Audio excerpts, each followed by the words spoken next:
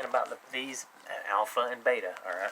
Now this points toward Alnitak in Orion's belt. All right. Ironically, the magnitude of that star is 6.0. There's another 6. I mean, just how ironic is that, you know?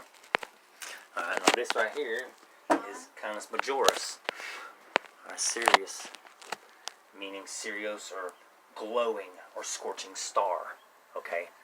And that would be what this is right here. See, this is a hot chamber, this is a cold chamber. This is still transmitting energy here. This is trying to absorb all this energy.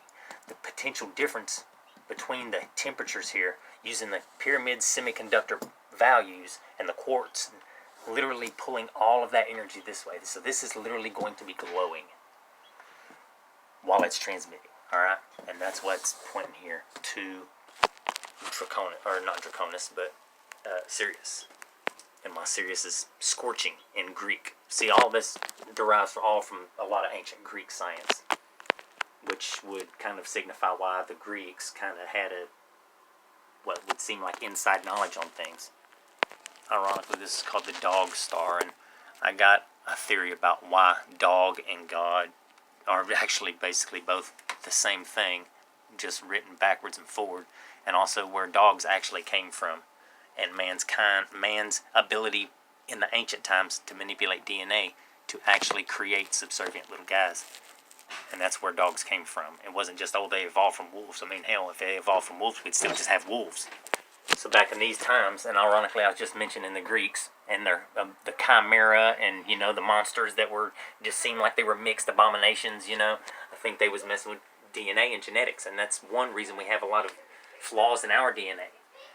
We are, you know, the results of all of that. I mean, it's still in us somewhere. All the impurities or whatever, they were manipulating DNA. That's where a lot of cancers and stuff came from. Like, here's a theory. Like, they were trying to beat aging. They were trying to not age anymore. So what they do, they,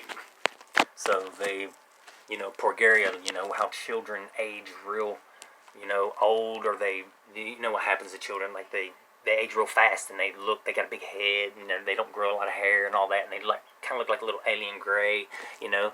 It's kind of weird, you know. That's just weird that they look like alien gray. I didn't even think about that until now, but yeah, that's just kind of weird. Wow, it blew my mind. I like when it happens sometimes. That's cool, you know. I didn't even think about that. But yeah, that's where I think that a lot of these problems come from, you know, messing with the human DNA and the human genome and trying to create the perfect being and all this and yada yada yada, and you know, you just got all these myths and legends of these chimera, and you know, but the only thing that they really did right, the only thing they did good, that they were actually emulating God on, were actually good enough to emulate God on, was to create a dog. That was the best we've done. Mankind's contribution to nature is the dog, in my opinion. Although from the 13th century is where the word God derived, or whatever, from theos, meaning to see, to look at, to observe. But, I mean, I know that, but I'm just throwing out a couple ideas that tend to make a little bit of spooky sense if you consider the fact that mankind's had technology on this planet before. And I'm just throwing this out here, that the alpha particles, which are helium-4 nuclei, you have your arc, your plasma arc here, okay, which is your alpha, okay. You need your magnetic field, or use a centrifuge to create like a centripetal force, which is your gravity, okay. I don't know why they don't do that. You know, you want to compress this ionized hydrogen in a field with this alpha particles, and you want to merge them together with a plasma arc. You're literally welding these atoms together, and you're creating a lithium star, and that's why it was red. That's why all these depictions over these gods' heads is red. Is because you're fusing two particles. I mean, this is literally emulating like a brown dwarf star, and that's why it's that color. And ironically, the nanometers on the light wave, the nanometer would be 656 to 666 H alpha light waves. You have your radium, you have your lithium, carbon, fluorine, and gold, and you need those specific elements. You need this for the catalytic effect, and because of the precision resistance. This is basically a thermoelectric equilibrium right here.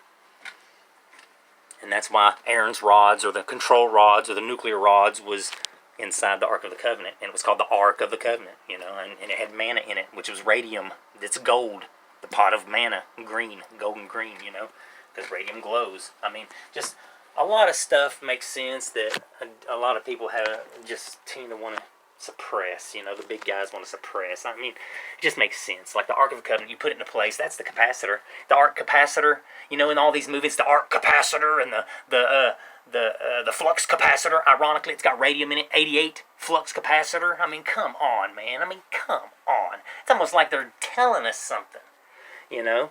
And then this thing is set up literally like a Tesla coil. It's got the same parts. It's got all the same stuff. It's got the hot, the cold. You got your diodes.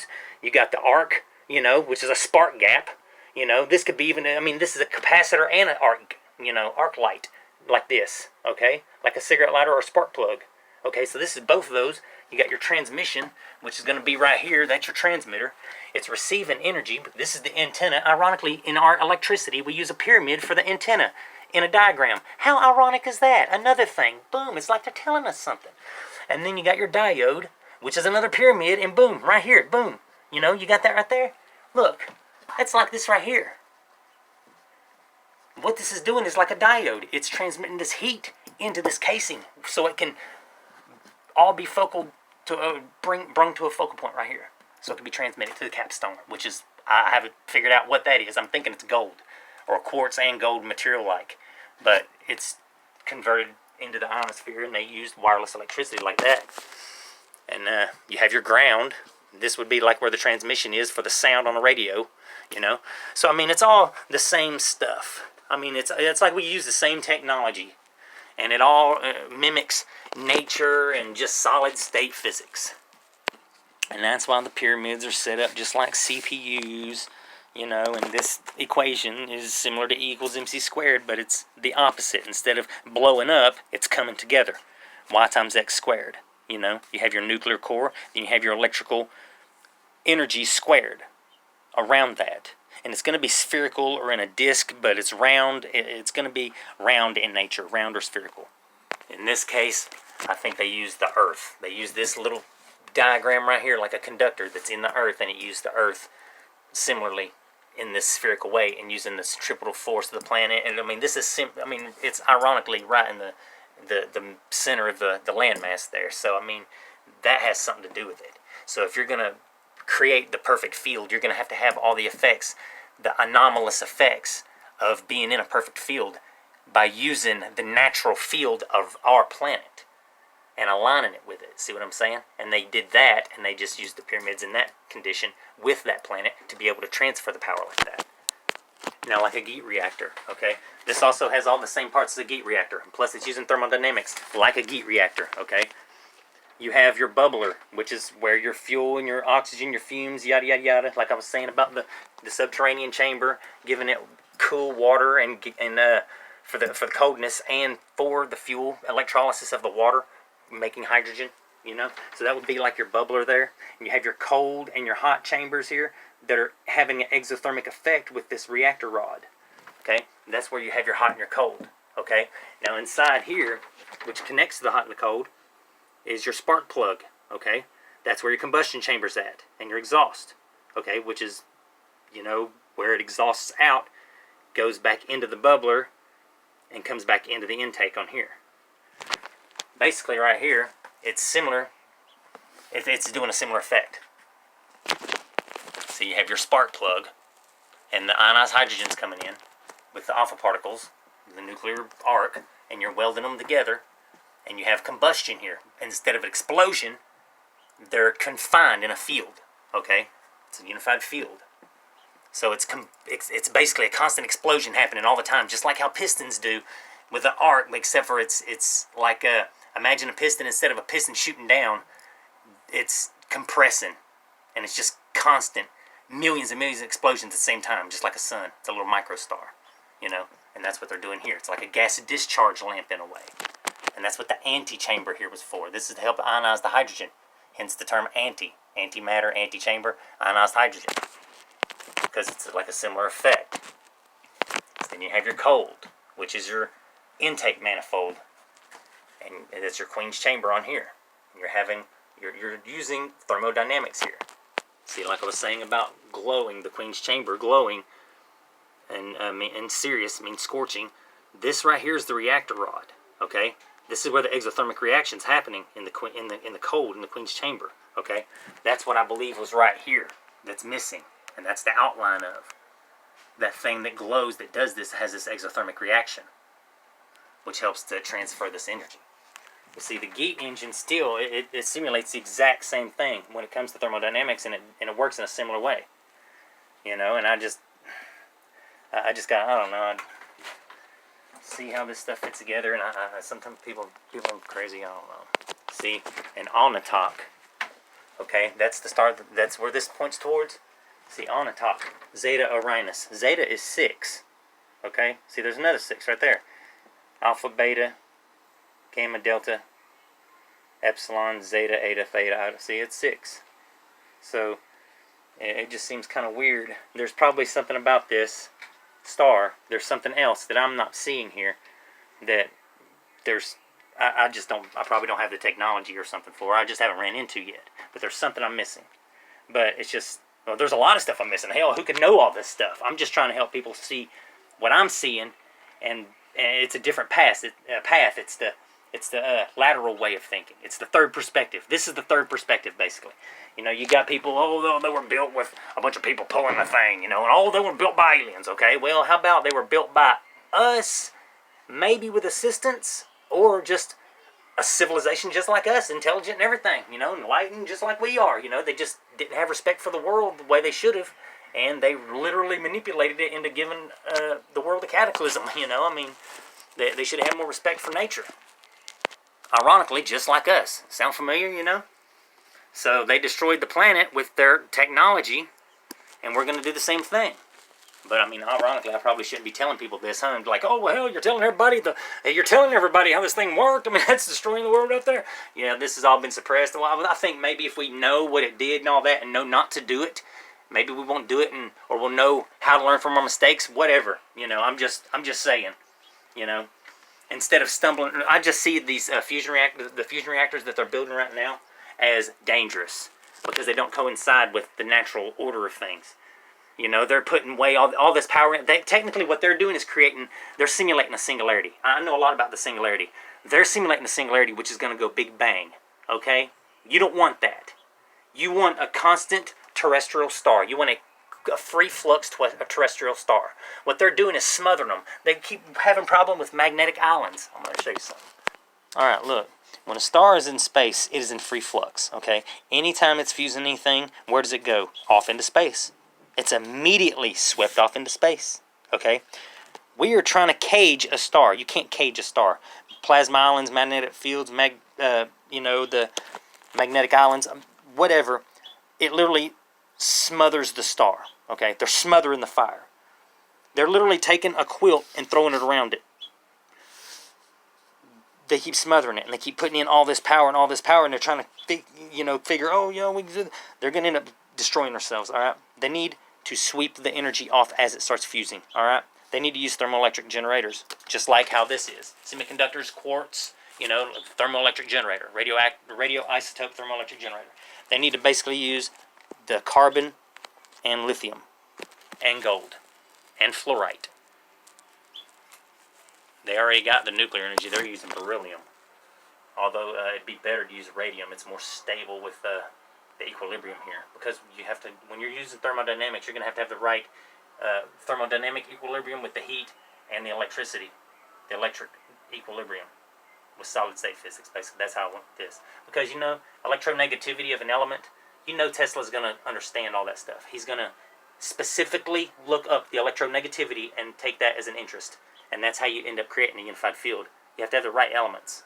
So what they need to do is implement radium with lithium, carbon, fluorine, or fluorite, and gold. Because fluorite is the most electronegative. Anyway, I'm diverging from my topic. So literally what they need to do is once this is flowing, they need to sweep that energy off immediately and keep it going and convert it into electricity and transmitting it and using it, okay? You can't just sit there and try to get it going first. You can't do that. Once you get it going, you have to make sure it stays going. and they're trying what they can do. Oh, they implemented lithium here recently. Well, I could have told them that years ago. I just, God, man. See, like they're using thermodynamics, and the pyramids use thermodynamics. Core computing is pure energy. Well, if core computing is pure energy, and on a CPU, inside that is core computing, so there's pure energy inside that CPU, and it's getting hot, Well, semiconductors, I got a theory. I believe transistors can work with heat. I think that when they get hot, when you run electricity through them, you can do the exact thing. You can do basically the exact same thing by heating them up and running current through them. By heating them up, literally, you can get electricity, because semiconductors are like that. Just using heat, you can get electricity, and that's what all this is about: semiconductors and nuclear and electric energy, and just having it set up properly to be able to manufacture and maintain a terrestrial star. So they got the right idea here with the toroid, but it's not spinning. They got the stuff in here spinning. They need to spin this to a focal point. That's their gravity. That's how they're going to maintain this thing, if they're going to do it that way. They need their gravity. That's one thing they need. That's part of a unified field. They need to spin it. Okay, centrifugal force outward. When you spin something and something flies outward instead of inward, that's centrifugal force. Okay, that's basically anti-gravity. Of course, we haven't acknowledged that. I mean, we got it right in our face, but we don't acknowledge it, for some reason. And that's why a UFO spun very fast. It was like a torque converter, if you know how a torque converter in a transmission works. I do. I'm just saying. You have to put all this science together. See, this is basically being overloaded because it's being the circuit's being it can't free flux. It cannot transition this energy out in space. I mean, because we got to confine the star. We have to have it confined. We can't just leave it in space. We can't put it in space and create, unless we actually went up into space. But I'm just saying, we got to confine a star to be able to maintain it. But by doing that, we got to be able to maintain its freedom. It's got to be able to literally move. And when I'm talking about moving, I'm talking about it's got to be able to free flux. It's got to be able to transition all of that energy off.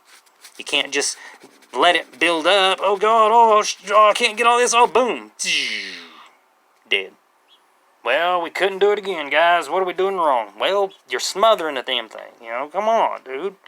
What do you do when you throw a blanket over a fire? You smother it. It's the same damn thing. I mean, you're using nuclear energy, yeah, but you have to understand the natural order and the natural way things work, and that's why you have to have an equilibrium. And that's why these specific elements help create an equilibrium, and it implements a cold fusion. Now, it does get hot, yes, but it can be done at room temperature. It can be done at room temperature, and that's why it's cold fusion.